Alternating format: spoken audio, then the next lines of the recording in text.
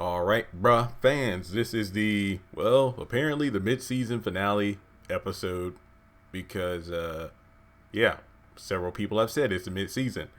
Episode 12 of season 1 entitled Dogs in the Snow. It's on BET Plus right now, so go check it out. The synopsis: Mike gets aggressive with Pamela's date. Bill and John inadvertently crash Regina's bachelorette party, and Tom finds someone unexpected waiting outside of his door. This is a pretty good episode. Overall, I do think this was a pretty darn good episode. We pick up where we left off with the guys at the bar, and the dean's daughter, I believe her name was mentioned to be Crystal.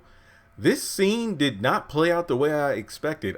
Seems to me like the dean's daughter, or Crystal, well, let's just say the dean's daughter. We all know her better by that name.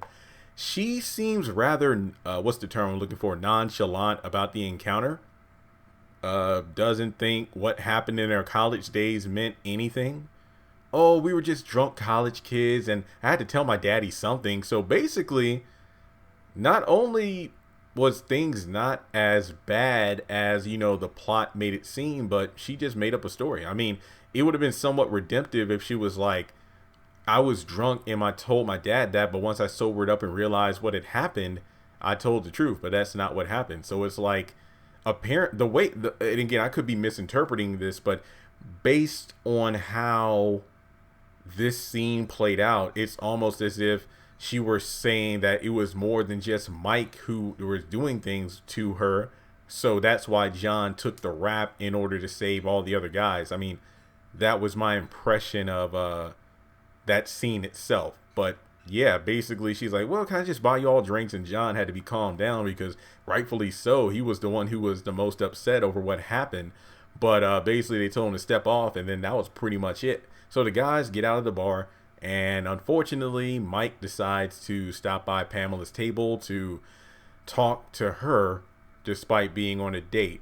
Tom tries to stop him, but Mike just doesn't give a crap. And the thing that this kind of made me not like Mike as much as last week, in regards to his character actually evolving. And it's like now he's devolving again. It's like, bro, you just had a great scene where you and the boys confront your college tormentor, so to speak. But now you're regressing to the point where once again you are harassing Pamela. And it's like, I love you. That's a poor way to show it. So it's like it seems to me like we're kind of seeing the guy that Mike was when he was in college, when he was drunk and just wanted to get what he wanted despite what his bros were telling. Like the way Tom was trying to pull him back, that probably was how things were in college when the bros were telling him not to mess around with the dean's daughter. But it's like Bill said, that's your damn problem, man. You always want what you can't have. And I feel like that's probably what happened in college. And now Mike's getting in more trouble. In this scene, I'm just thinking to myself the whole time, like, Pam, where is the management, the waiters, or the staff at this damn restaurant/bar? You would think that somebody would come up to prevent a scene like this because it's disturbing to other customers, but nothing like that happens, which is a damn shame. But in any case, Pam spills her drink on Mike, and Tom gets him out of there. And I just love how Tom's like, hey, we're sorry for disturbing your, basically tried to go, Obama's like, we're sorry to interrupt your lovely, Tom, get your corny ass out of here. So they leave. So it looks like Bill's giving John a ride back home, but they're both a little hungry, and they decide to stop by A&J Sandwiches. And basically Bill's like, hey man, why don't you call that girl, referencing Charlie, call that girl you met earlier today. John's like, no, I ain't gonna do that. And then he kind of teases Bill about Regina and the fact that he's still going to try to go after her despite the fact that she pretty much confirmed that's over and done with. So I really don't know what he plans to do. And then moving forward, they arrive to A&J Sandwiches, and it turns out that Alice opened the shop because they were throwing Regina a bachelorette party because her and Peter are going to get married tomorrow. And as Alice said, it's because of your black ass, basically because of Bill. So I guess they pushed up the wedding date just because maybe it was a way to prove that Regina really wanted to be with Peter instead of Bill. And Alice, was talking to Regina about, if it's the right thing to do. And she's like, no, it's just like, I'm glad you finally made a decision. So Bill tries to talk with her. She's not having it. And then he and John go behind the counter to get a sandwich. And, Miss Alice having a great time with the male stripper. Over across town, Tom arrives back at his apartment and Valerie is waiting right outside of the door. And basically she's trying to apologize, but also saying that she wants to be taken and wants to be had right then and right there. Tom is trying to alleviate the situation, like, you need to get out of here. What are you doing here? Why are you doing this? And basically Valerie is like, okay, wow, this has happened more than once in the past. And basically it's almost like she takes even the bare minimum of a compliment and then takes that as a, oh, you want to sleep with me? And she decides to leave. And to be honest, I was like kind of nervous because I'm like, oh damn, does she have a piece on her? It's like one of those situations where, is she trying to get Tom in a compromised position because of the situation where Mike recorded her earlier and then she wanted more dirt to use against Tom when they go see the chief? Could that be a reason? I don't know. But in any case, what would I have done in that situation? Well, I'm not on the show, so I don't have an answer. But I actually had a very good conversation with, hang on a second. I don't even know. Caroline Harris, the actress portraying Valerie, and kind of went into an in-depth discussion on the character of Valerie, how we got a lot from this one scene.